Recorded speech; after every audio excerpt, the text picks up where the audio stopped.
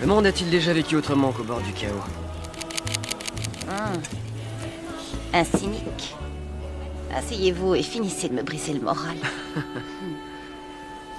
Dan Hircher, Maddie Bowen, ravi de vous rencontrer. ravi aussi. Américaine, hein? Coupable? Oh, les Américains le sont souvent. Dixit, un blanc d'Afrique du Sud? Je viens de Rhodésie. On dit le Zimbabwe maintenant, je me trompe? Vous croyez? À ce qu'il paraît. Imaginez que votre pays de naissance est un paradis terrestre. On y mange bien, des mets succulents à vrai dire. On a même surnommé votre pays le grenier à blé de l'Afrique. L'économie, elle est florissante avec l'un des plus gros PIB de tout le continent. Ce qui n'est pas dur, vous allez me dire. Se reposant essentiellement sur le commerce de cuivre, de tabac, de blé, mais également sur le chrome. De même pour l'architecture qui était déjà à la pointe de la technologie de l'époque. Dalles pavées, gratte-ciel défiant les cieux. Un Éden est sur le point de naître sur Terre. Maintenant, imaginez que ce beau pays, il disparaisse. Et ça en 14 ans, en claquement de main. Et qu'il devienne un véritable enfer. Trahison, boucherie, révolution, massacre. Et enfin, effondrement. Je suis Faust et aujourd'hui on va entreapercevoir une entrée vers le terrier du lapin blanc. On va remettre au goût du jour une histoire oubliée, celle d'un pays oublié qui a disparu du jour au lendemain. Ce pays, c'est la Rhodésie. Ce pays, c'est désormais le Zimbabwe. Bienvenue en enfer. Bienvenue au Zimbabwe. Bon, remettons les choses en contexte un peu. Avant de parler de la colonisation, parlons de la Rhodésie pré-colonisation. Parlons du Zimbabwe de l'époque. Et ça, à la source de toute chose, au Paléolithique et au Néolithique, les premiers habitants, c'était donc des chasseurs-cueilleurs de l'âge de pierre avec des preuves datant de 500 000 ans avant l'apparition de Jésus-Christ. Il faut savoir qu'il y a des sites comme Bambata Cave et Pomongwe Cave qui ont des peintures rupestres et des outils datant, eux, de 200 000 ans avant Jésus-Christ, dans des caves. Et ces outils en pierre, ils ont été créés par un peuple qui s'appelle les San, des Bushmen, un peuple coïsan qui vivait de la chasse et de la cueillette. On se téléporte un peu dans le temps et on est maintenant aux migrations bantoues, de 500 avant Jésus-Christ à 500 après Jésus-Christ. Bon, pour faire simple, les peuples bantous, ils migrent vers l'Afrique centrale et ils apportent avec eux pas mal de trucs dans leur panier, principalement l'agriculture et l'élevage. Ça marque donc le début des fameuses sociétés sédentaires. L'homme n'est plus nomade, il commence à s'installer, à prendre position. Et ça avec les Gokomers d'une part et les Iwa de l'autre, qui vont être les premiers peuples bantous à s'installer dans la région, avec des villages qui vont être fortifiés et une économie agro-pastorale. On commence à arriver au cœur du sujet avec, enfin le cœur du sujet ça reste relatif, du 9e siècle au 19e siècle, grosse fourchette, les royaumes médiévaux. Bon, j'ai un peu de speedrun parce que j'ai pas envie que la vidéo elle fasse 2 heures, mais globalement, cette période elle est dominée par les Shona et quelques autres groupes, connus notamment pour leur commerce d'or et d'ivoire via l'océan Indien. Et vous allez donc voir, il y a un paquet de royaumes qui s'est enchaîné, on va en faire la liste vite fait bien fait. Premier royaume, le royaume Mapungubwe, du 9e au 13e siècle, situé près de la frontière actuelle avec l'Afrique du Sud. C'est un des premiers états dits organisés. La capitale c'est Mapungubwe Hill, c'est une société hiérarchisée du commerce d'or avec des artefacts, comme le rhinocéros d'or. Et il va décliner vers 1300, sûrement à cause de dérèglements climatiques. Du 11e au 15e siècle, le plus important, le plus célèbre, le Grand Zimbabwe. Et vous allez voir pourquoi, c'est assez intéressant. Il faut savoir que le Grand Zimbabwe, c'est le plus grand empire Shona, avec une capitale, Great Zimbabwe, qui est un énorme édifice qui est d'ailleurs classé au patrimoine mondial de l'UNESCO pour ses murs. Ces fameux murs, ils entourent la capitale et ils sont faits de granit sans mortier, pouvant normalement abriter jusqu'à 18 000 personnes. Il faut savoir que commerceront notamment avec les Arabes et ce sera via le commerce d'or et d'ivoire, encore une fois. Où est la douille? La douille, c'est que ils ont surexploité leurs ressources, n'arrivant pas à se projeter dans l'avenir. Fin du game. On en vient donc à l'empire Mutapa, successeur du Grand Zimbabwe. Globalement, on prend les mêmes et on recommence, c'est ça du 15e au 17e siècle. La capitale, elle change, le commerce, lui, il change pas et les tensions vont s'envenimer et on passe à un autre royaume, l'empire Rosvi, du 17e au 19e siècle. Ce royaume Shona, il sera lui connu pour sa puissance militaire avec l'arc et la lance, c'est des putains de révolutions. Le problème, ce coup-ci, il va venir des Zoulous. Les Zoulous, ils fuient les guerres et ils arrivent dans le royaume et ça va foutre la merde. Et ça va encore plus foutre la merde quand il y a un autre peuple qui va arriver, les Matabélés. Entre 1837 et 1840, tout va se jouer. Les Matabélés, ils arrivent, ils foutent la misère au Shona, ils créent un royaume guerrier et c'est reparti comme toutes les centaines de dernières putains d'années. Jusqu'au moment où il y a encore un autre problème qui va arriver. Putain, il y a 10 000 problèmes qui arrivent en même temps, c'est les Occidentaux. Et c'est là où tout le jeu va se jouer. Il faut savoir qu'il y a les premières explorations, parce que l'Afrique, c'est une terre qui a plein de richesses. Bon, il n'y aura pas de colonisation immédiate en 1850, mais il y a des explorateurs qui vont essayer de voir pour tracer les premières routes commerciales et explorer le terre-terre, comme David Livingstone qui va explorer le bail et notamment décrire le Zambèze. Ainsi, ce qu'on peut déduire, c'est que le territoire, il n'était pas unifié. De tout temps, ça a toujours été un patchwork de plusieurs peuples, plusieurs royaumes qui se succèdent, qui se font la guerre. C'est compliqué. Pas d'état unifié, centralisé comme au Moyen-Âge occidental. Là, c'est plusieurs chefferies qui se font la guerre. En tout cas, ça jusqu'à l'arrivée d'un homme, Cecil Rhodes. C'est là que la Rhodésie prendra son essor. Entre 1888 et 1889, Cecil Rhodes et sa BSAC, British South Africa Company, ils obtiennent des droits, des concessions de l'Aubaine-Goula via le traité Rude. Le traité Rude promettant donc des armes en échange de droits miniers. En 1890, la Pioneer Column, 200 colons blancs, arrive, fondant le fort Salisbury, futur Harare. Des conflits éclatent donc. La première guerre Matabele en 1893 et Chimurenga entre 1896 et 1897. Les rébellions Shona et Matabele, elles sont écrasées par les colons. En 1895, les colons y prennent le pouvoir, ils unifient les territoires et ils nomment la Rhodésie du Sud, en hommage à Cecil Rhodes. Et c'est le début d'une colonisation rapide. En 1923, un référendum est organisé par les colons blancs, ils élisent un gouvernement autonome britannique, la Rhodésie a pris corps. Tout se passe bien alors dans le meilleur des mondes. Jusqu'en 1965. En 1965, il y a un événement qui va tout changer, tout bouleverser. Le Royaume-Uni, il toque à la porte et il exige une transition pour un gouvernement à majorité noire, tourné vers l'indépendance. Et le Premier ministre de l'époque, c'est Ian Smith du Rhodesian Front. Et quand il entend ça, il refuse, craignant une perte de pouvoir et une emprise du communisme. En 1965, il déclare donc l'UDI. L'UDI, c'est quoi? C'est la Rhodésie qui fait un gros fuck au Royaume-Uni. Il déclare l'indépendance. Et ça, c'est vu comme un énorme fuck, justement par le Royaume-Uni et par l'ONU. L'ONU comprend bien la situation et impose quoi? Impose des restrictions, notamment sur les importations. Mais la Rhodésie se dit qu'à cela ne tienne et continue le commerce avec le Portugal, mais également l'Afrique du Sud et développe une économie dite autarcique. Économiquement, c'est une période dite dorée pour la Rhodésie. Paradoxalement, Ian Smith, il instaure un haut niveau de santé, d'éducation et une économie florissante. Mais ça reste une économie et un mode de vie toutefois défensif, favorisant l'industrialisation et la diversification. Sous Smith, la Rhodésie, elle a connu une croissance industrielle remarquable, malgré les sanctions. Le régime a encouragé la substitution des importations, le développement des manufactures locales, textiles, acier, produits chimiques, pour remplacer les biens étrangers. L'assurance et les services financiers, ils ont explosé avec une transition vers des systèmes internes pour contourner les restrictions. L'économie, elle a cru de 5 à 6% par an entre les années 1860 et 1870.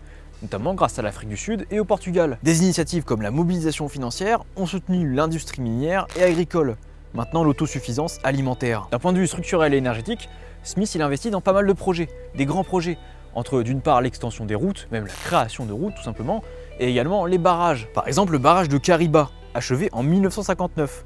Mais exploité pleinement sous son mandat pour l'hydroélectricité. Malgré les sanctions de l'ONU, des usines ont été créées localement pour pouvoir continuer à produire malgré tout, via la fermentation de canne à sucre notamment, mais également des armes. La Rhodésie étant donc autosuffisante à la fois en armes et en carburant. Le pétrole et les flingues, ça fait des miracles. Mais c'est pas tout. Faut savoir qu'il a également investi dans les voies ferrées, les trains et l'aviation pour contourner les embargos. L'agriculture, quant à elle, elle a été boostée par des techniques et la modernisation avec, par exemple, l'engrais ou bien l'irrigation, faisant de la Rhodésie un exportateur net de tabac et de maïs. Smith y promue l'éducation et la santé, introduisant des technologies médicales et agricoles européennes, avec un grand nombre d'hôpitaux sur le territoire. Mais c'est là qu'on arrive au plat de résistance, ça a une fin, avec la guerre du bûche.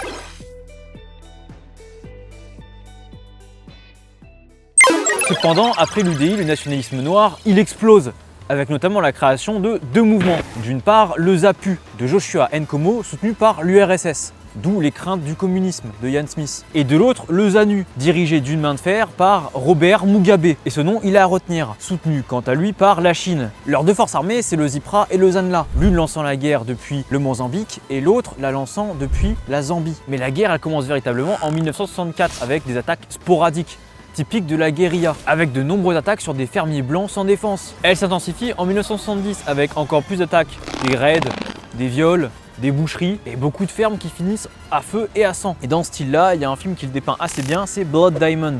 Bon, là ce coup-ci ça se passe pas en Rhodésie, même si le protagoniste est rhodésien, et on voit pas mal d'attaques de fermes. Bon, ici pas des fermes blanches, mais des villages noirs. Et on voit que bien souvent c'est assez horrible. Les révolutionnaires n'ont aucune pitié, aucune éducation, et c'est des putains de boucheries. Et des pauvres civils finissent en charpie, alors qu'ils n'avaient rien demandé, ils veulent juste vivre tranquilles les pauvres. L'armée rhodésienne, elle est petite mais efficace comme on va le voir. Elle riposte avec des opérations spéciales, comme des assauts héliportés. C'est là qu'intervient la fameuse Fire Force. avec par exemple l'opération Eland en 1976 au Mozambique, qui tue plus de 1000 personnes. Alors qu'est-ce que c'est que cette fameuse Fire Force? C'est une tactique innovante créée par l'armée rhodésienne de contre-insurrection aérienne. Pour contrer la guérilla, les Rhodésiens ils se sont inspirés notamment de deux groupes armés. Premièrement, les opérations de la France en Algérie et du travail de l'excellent Galula. Vous pouvez aller voir son livre qui parle de la contre-insurrection, c'est génial. Et également du taf des Américains au Vietnam. Ce qu'ils font donc, c'est un engagement vertical. La composition de la Fire Force, elle est assez typique. Un K-Car, hélicoptère de commandement Alouette 3 avec des canons de 20 mm. Tu te prends une balle, tu finis empaté et naf. 3 à 4 G-Car, des troupes carrières avec une mitrailleuse. Un Dakota, pour parachutistes, et parfois un Lynx. C'est un avion pour appui aérien. Faut savoir que la composition typique, elle est de 30 à 40 soldats au total. 4 sticks de 4 hommes au sol, et des paras en renfort. S'il faut. Le repérage se fait d'abord par des observateurs, des Cello Scouts. Le déploiement se fait donc en 20 à 30 minutes. Le K-Car, il dirige, il encercle, tire. Les G-Car, elles débarquent avec les troupes et elles balayent. Les paras, s'il faut, ils bloquent les fuites. Il y a une excellente vidéo qui en parle, c'est celle du général. Voilà comment se déroule donc l'opération typique. Mais il faut comprendre que dans cette guerre, les mercenaires auront aussi leur rôle. Les mercenaires, c'était des volontaires étrangers qui prenaient part à la guerre. Il faut savoir qu'ils étaient directement intégrés aux Fire Force rhodésiennes. C'était pas des contracteurs payés à la pièce. Le gouvernement rhodésien, il manquait cruellement de soldats. Il faut savoir qu'il y a entre 1500 et 2000 mercenaires qui ont été engagés et intégrés directement à l'armée. Sur une armée de 10 000 hommes, c'est assez peu. Le profil, il ressemblait à quoi? Typiquement, c'était des Américains. Il faut savoir qu'il y avait entre 300 et 400 vétérans du Vietnam qui étaient engagés, appelés les Cripple Eagles. Les Britanniques, les Français, les Allemands, les Portugais, les Sud-Africains, ils étaient également de la partie. Qu'est-ce qui les motivait pour s'engager? Plusieurs choses. D'une part, la lutte contre le communisme. D'autre part, l'aventure. Ah, et c'est marrant. Les mecs pouvaient littéralement être Venom Snake. The times demanded will be revolutionaries, criminals, We're gonna need backup on this one. terrorists.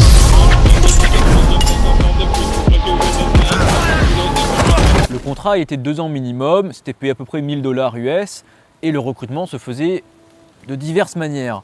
Via des pubs, du réseau, des annonces dans le journal, notamment un journal américain qui s'appelle Soldats de fortune. Il faut savoir que ça a eu un sacré impact parce que l'apport en expérience de certains vétérans du Vietnam, et bah putain ça aide. Et justement, il y a un livre qui en parle, c'est Soldats de fortune de Patrick Olivier. Alors de quoi il parle ce livre? Il parle justement d'un soldat français, Patrick Olivier, qui a décidé de s'intégrer dans la Fire Force rhodésienne. Et il raconte ses aventures. Et notamment sa rencontre avec un autre homme, Bob Denard. La guerre du Bûche, c'était donc une guerre asymétrique, assez dense, avec pas mal de rebondissements. Les guérillas, ils usent l'ennemi par attrition, et de l'autre côté, les soldats, ils essayent de protéger les villages, tant qu'ils peuvent. Un peu le jeu du chat et de la souris. Pour donner une image, pour que vous puissiez mieux comprendre à quel point ces conflits sont terribles, les conflits de contre-insurrection, c'est un peu comme si une mouche tournait autour d'un lion, et qu'à force de tourner autour, la mouche épuisait le lion, et que le lion crevait comme une merde de faim et de soif. Sauf que là, dans le pire des cas, c'est que les Rhodésiens n'étaient même pas des lions. Étant donné que le rapport numérique n'était pas comme dans d'autres guerres, comme celle du Vietnam où le rapport numérique était complètement indécent. Les Américains avaient plus de logistique, étaient plus nombreux. Bref, là pour le coup on peut vraiment parler de lions. L'armée rhodésienne, il faut savoir qu'elle se battait sur le terrain avec un rapport de 1 contre 10. C'est minuscule. Et pourtant, même avec un rapport numérique de 1 contre 10, la guerre dura 15 ans.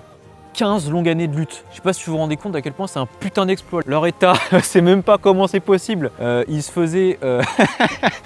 Il se faisait complètement bloqué par 40 000 blocus et les mecs continuent à tenir 15 ans. C'est what the fuck. Mais bon, tout exploit a une fin.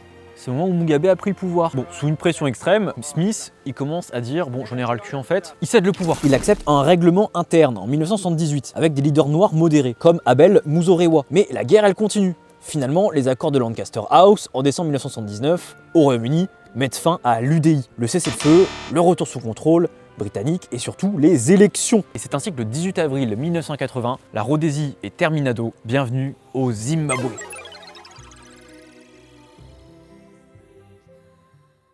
Un Zimbabwe indépendant avec Mugabe au pouvoir. La capitale Salisbury, elle est renommée Harare en 1982. La Rhodésie est morte, vive le Zimbabwe. Et aussi, place à l'apocalypse. Mugabe, il a hérité d'une économie robuste et autosuffisante, rhodésienne. Autosuffisante en nourriture, en carburant, exportatrice de ressources, de tabac et tout le petit truc, vous connaissez. Mais ces décisions motivées par la redistribution et surtout pas mal d'erreurs de gestion ont causé une ruine, un effondrement progressif, particulièrement aux alentours des années 2000. Le Zimbabwe est passé d'un pays joyau de l'Afrique, de breadbasket, à un état défaillant, avec une hyperinflation, famine et pauvreté extrême. Voici les mesures concrètes. Alors concernant l'hyperinflation, c'est l'un des pires cas historiques. C'est le cas d'école ultime. En 2008, l'inflation, elle atteint 89,7 sextillions %. C'est un peu énorme, on va pas se mytho. Ça correspond à 89 suivi de 21 zéros, rendant la monnaie zimbabwéenne, le dollar zimbabwéen, inutilisable, c'est finito. Faut savoir que la banque centrale imprimait des billets de 100 milliards de dollars pour du pain. Cela a été causé par des dépenses excessives d'une part avec la guerre au Congo,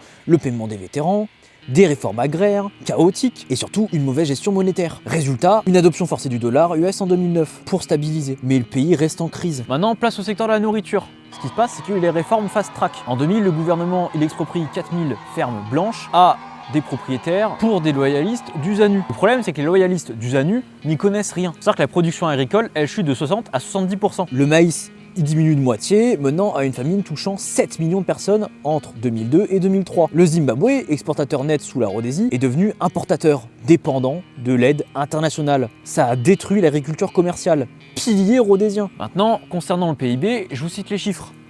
Alors, le PIB par habitant a chuté de 1000 $ US en 1980 à 500 $ en 2008. Au pire, le chômage a atteint 80 à 90% dans les années 2000, avec une émigration massive de 3 à 4 millions de Zimbabwéens. Ils se sont barrés, logique. La croissance était positive dans les années 1980, avec 5% par an, comme on a pu le voir, mais négative de moins 18% en 2008. Il faut savoir que les sanctions internationales des USA et de l'Europe pour violation des droits humains n'ont pas arrangé tout le bordel. L'espérance de vie, quant à elle, elle chute de 60 ans en 1990 à 43 ans en 2006, notamment à cause du VIH et de la pauvreté. Mais je dirais que les plus gros problèmes, en fait, c'est quoi? C'est d'une part la santé, qui est inexistante, et la corruption. Mugabe est l'un des plus grands corrompus de tous les putains de temps. En résumé, Mugabe, il a complètement détruit l'héritage rhodésien et ça à un putain de degré extrême. D'une économie stable et d'un pays assez stable, bien que extrêmement inégalitaire sur plein de points, on est passé à une putain de ruine totale. Et comme j'ai dit précédemment, le plus gros problème de Mugabe, c'est sa corruption, transformant le Zimbabwe en état kleptocratique où l'argent profite essentiellement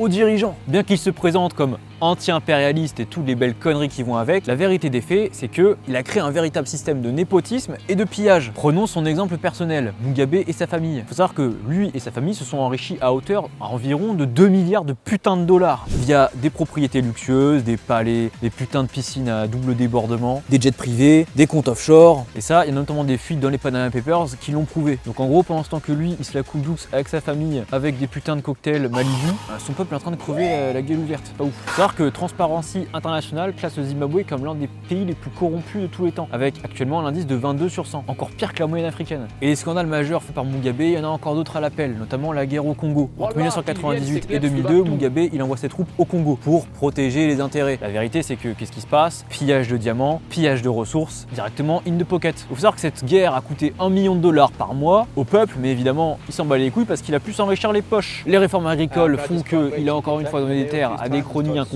au détriment du peuple et des paysans réellement formés. C'est toujours mieux de faire bosser ses potes. Comme se doutait Ian Smith, la Chine-Afrique, bon, c'est encore un autre dossier, mais notamment sur le secteur minier, la Chine a pu poser ses pions et Mugabe a pu vendre des tonnes de mines à des putains de Chinois via des contrats assez opaques, mais également à des Russes. Et ça, évidemment, en échange de petites commissions sous manteau. Et de toute façon, le système, de façon généralisée, est putain de corrompu à tous les étages, que ce soit au niveau de la santé, de la police, de l'éducation, tout est une affaire de pognon. C'est ça qui est assez marrant avec la plupart des dictatures souvent communistes, c'est que ça te vend des beaux rêves et après ça te corrompt la gueule. Ça te destitue un mec qui est en place au pouvoir et qui a au moins un aval soit théologique, soit de son peuple, pour mettre un beau Éden paradisiaque d'apparence, et quand ça arrive en fait c'est juste un putain de dictateur encore pire que le précédent. Mais c'était pas le vrai communisme. Ah bah non. Peut-être la prochaine fois ça marchera mieux, peut-être que si on met un autre mec encore pire que le précédent, on se fera moins enculé. Maintenant la question controversée, était-ce mieux sous domination blanche? C'est ça qui brûle toutes les lèvres. La réponse, elle est nuancée. D'une part, la Rhodésie, elle offrait une économie stable, un pays autogéré, etc., etc. Ça maintenant on le sait. Mais l'autre revers de la médaille, c'est qu'il y avait des putains d'inégalités et une ségrégation. D'autre part, le gouvernement sous Mugabe. Ok, maintenant ils ont leur propre pays, mais à quel prix? Parce que c'est un putain de corrompu et ça part en couille complet. Production agricole divisée par 2, hyperinflation monstrueuse. Bon, qu'est-ce qu'on en fait de tout ça? qu'on en fait, c'est que chacun aura son opinion. Certains se feront leur opinion et se diront que, quelque part, l'occupation rhodésienne était mieux. Et d'autres se diront aussi logiquement et aussi dans leur bon droit que, à un moment donné, ces terres n'étaient pas censées appartenir aux Rhodésiens et que c'est normal qu'elles reviennent à leurs possesseurs légitimes. Personne n'a tort ou a raison en vérité. La vérité, elle est au centre, elle est grise. Et tout ce qu'on peut espérer, c'est que le Zimbabwe aille mieux dans les années à venir. Si vous voulez plus de lumière, n'oubliez pas de vous abonner, allez check l'Insta et abonnez-vous au YouTube, MDR.